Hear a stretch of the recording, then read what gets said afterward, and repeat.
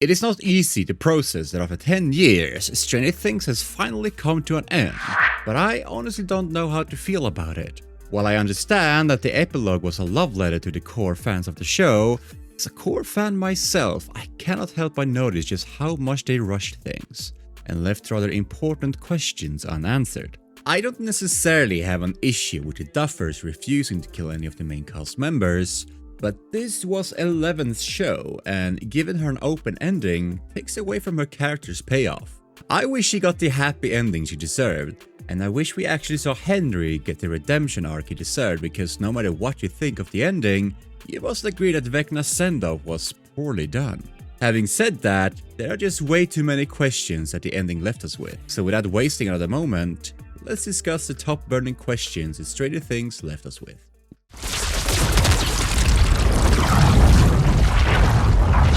Where did the exotic matter come from?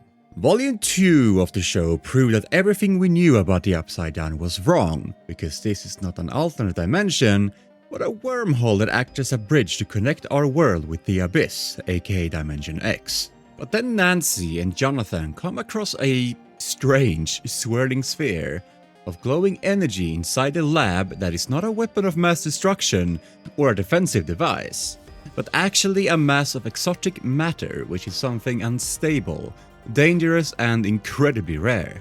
This energy is the only thing keeping that tunnel intact, as it acts like a binding agent that holds the fragile walls of the wormhole together. Without it, the Upside Down would not just fall apart, rather it would collapse entirely, thus erasing the bridge and snapping the connection between both worlds out of existence. The result would be catastrophic, and Nancy taking a shot at it rips a hole within the bridge as it starts to collapse eventually. Even if we see the gang come up with a plan to blow up the wormhole and abyss after defeating Vecna, what we don't get to know is the source of the exotic matter. We know that the Upside Down was created when Dr. Martin Brenner forced Elle to make contact with the Demogorgon in the void.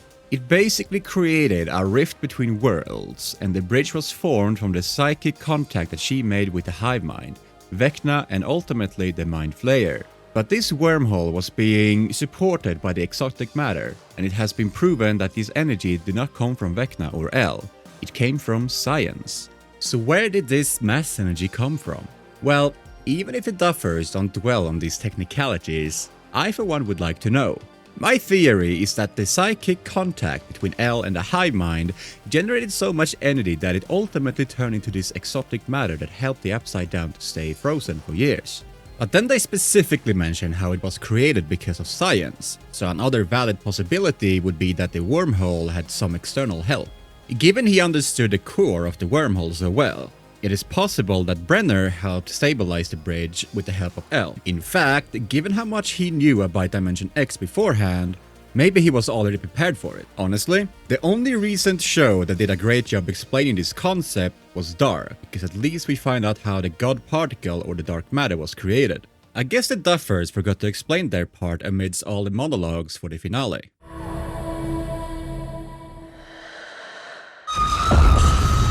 Did 11 really die? What's worse than a Game of Thrones ending?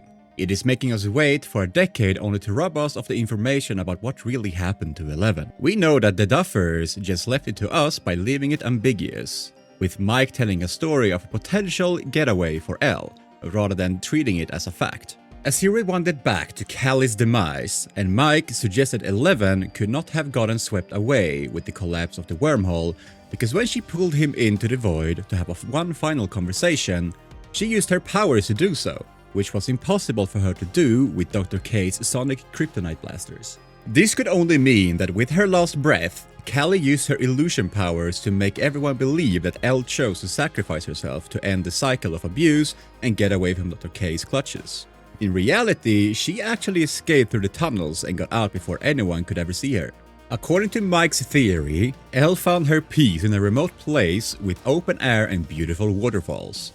But as the gang says, the only way for them to be sure that Elle survived is by believing.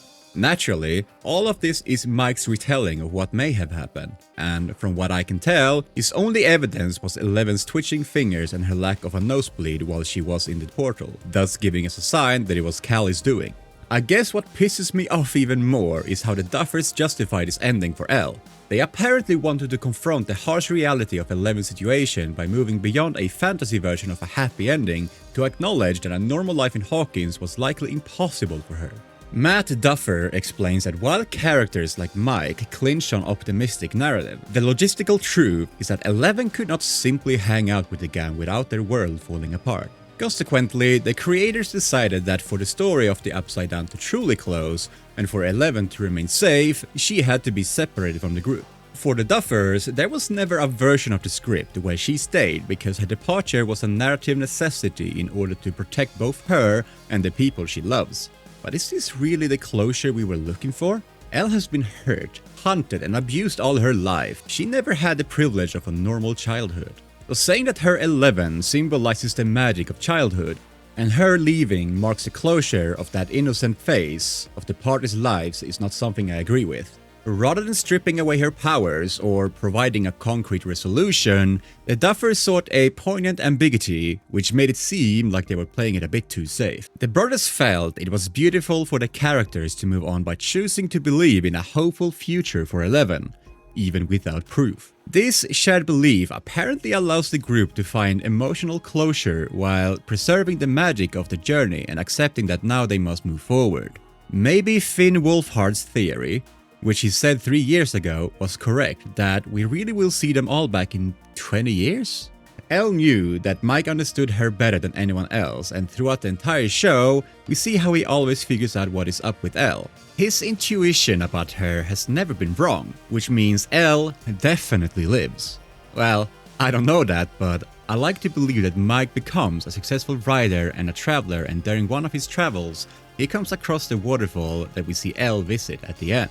As he sits there and opens up his notebook to write something, Elle just happens to visit that place and they stare at each other in utter disbelief and shock as they embrace one another with tears rolling down their cheeks. For me, this is the ending that Eleven deserves, and in my head, this is the ending that she receives. It has never controlled me. Wasn't Henry supposed to get a redemption arc? I honestly feel like we have been rage-baited to believe this the entire time, because Noah Schnapp mentioned how Vecna was the most misunderstood villain. Even if the finale does reveal how Vecna come in contact with the Mind Flayer after stumbling across the fragment of the entity inside the briefcase that the man inside the cave was holding, Henry reveals how he was never a pawn for the Mind Flayer.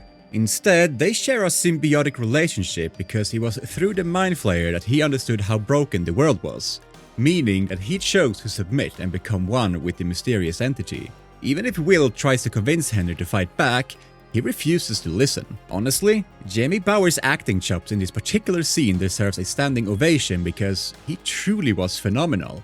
Sadly, the Duffers gave no space for Henry to redeem himself. In fact, he was taken down a bit too easily. I think Season 4 did a better job at showing us how the gang incapacitated Vecna. Maybe if they had fleshed out Henry's backstory a bit more, we would have understood how he became a pawn. But the show does not grant its villain that privilege. Vecna dies as a villain as he gasps for air after having his body pierced through, and we see him meet his end as Joyce hacks his neck with an axe. I guess his redemption arc was never in the books, at least for the show. Where's the girl? She was right here 1 second ago. What was the point of Dr. K's characters? Now, I don't know about you guys, but I strongly think it was humiliating how underutilized Linda Hamilton's character was. The way her character was written further reinforced the fact that the fan theories had better writing chops than the writers of the show.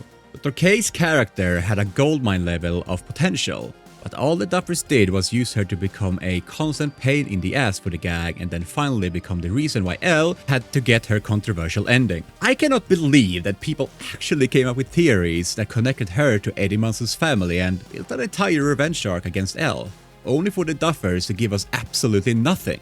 To think people believed that Eddie would return as a vampire to save the day, but here we are. Dr. Key's character getting absolutely zero motivation behind her hatred for Elle.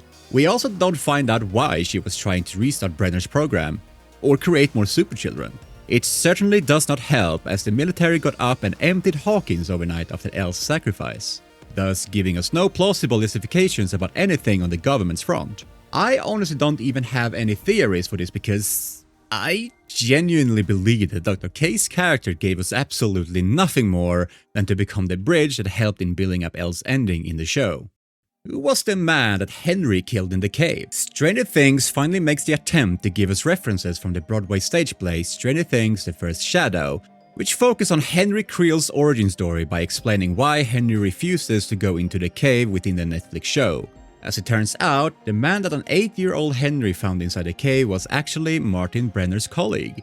So, in the stage play, Brenner actually found out about Dimension X from his father, who had accidentally zapped into the world along with his crew in 1943 when the United States was holding secret experiments involving the USS Eldridge in the hopes of using a force field to turn the ship invisible and undetectable for the Germans. Brenner's father was the only one who came back alive, and my theory is that he brought back a classified piece of the Mind Flayer with him. Now, Captain Brenner soon met his demise, but not before telling his son about his mysterious new place called Dimension X. From that very moment, it became Martin Brenner's personal mission to go back to that strange place, which was directly responsible for the death of his father, and uncover what really happened. Martin almost had success, as he found the Nevada experiments, and with the help of his team, he created all the necessary equipment to open the gate to Dimension X once again. Sadly, one of his men turned out to be an undercover Soviet spy, who ended up stealing the equipment before it could be activated, and then hid it inside a cave system near the laboratory in Nevada. Now, during this time, the Creel family, including an 8-year-old Henry, lived near those caves, and one day, while Henry was exploring and playing with his spyglass, he accidentally went inside a cave near the military base. As the show tells us, the Russian spy who was Brenner's colleague was actually hiding inside his cave and freaked out when he saw Henry. It seems like he was also trying to resist the Mind Flayer's influence, and that is why he shot at Henry, believing that it was just a shadowy entity playing one of its mind tricks on him. After Henry hits his head with a stone and opens the briefcase that this man was holding onto, he probably finds that classified piece of the Mind Flayer which might have been brought back by Brenner's dad. In the play, Henry was eventually found 12 hours later, outside the cave without having any memory of what exactly happened to him, and the Russian spy was found dead in the same cave system. But as the finale clarified, that immediately after Henry holds the stone, it lashes onto him and he gets vision of the Mind Flayer asking him to come find him. When the man weakly asks Henry to resist the entity's influence, we see the stone getting absorbed into Henry's hand and then react by ripping the man's eyes out. Where the hell is Dr. Owens? Honestly, instead of wasting so much time on Dr. K's forced arc, if the Duffers had brought back Sam Owens, I would be happier. I mean, someone just needs to tell me where the hell has Sam Owens been, because when we last saw Dr. Owens in Season 4, he was handcuffed by Brenner in his secret Nevada bunker, where they were conducting the Nina project to help Eleven get her powers back. But after Lieutenant Sullivan and his soldiers broke into the bunker and shut the project down, the whole encounter ended with Mike and Will saving Elle, thus leaving Owens' fate uncertain. Now, of course, Sullivan would not just let Owens walk away, which means that he has probably been in prison for the past 2 years. Initially, I thought that it is possible that Owens is being interrogated by the military, and maybe that includes both Kay and Sullivan. But the finale does not even spend a single nod to this character. I really think we deserve some form of clarity, at least on this front, because he was the only scientist who cared for Elle and gave her the privilege of choice. I genuinely believe that he would show up at the end to either guide our heroes or save the day, but oh well, they really are the Duffer brothers. Why did we not get a proper Henry Creel transformation arc? If you're a core Stranger Things fan, I know you too wanted to see how the Mind Flayer slowly manipulated Henry and led to his transformation into Vecna. We know that Henry's human form only existed in his mind because Vecna's grotesque, noseless form is his true form.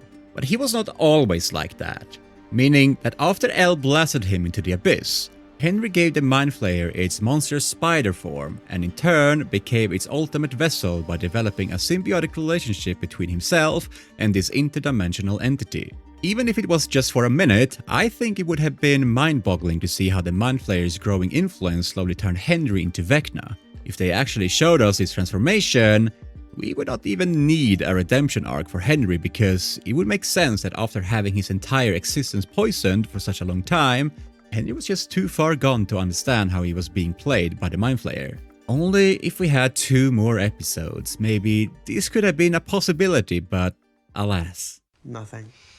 What do you mean, nothing? Did Mike write a Dungeons and Dragons game at the end? So at the end of Stranger Things, and I mean after the end credit scene, we see a Stranger Things player's manual fantasy role-playing game roll up on the screen before the lights fully dim out. Now, there have been a lot of implications about the whole show just being a Dungeons and Dragons game being played out, but does the last sequence prove this theory correct? Absolutely not, because for one, the Duffers have clarified that this is not true.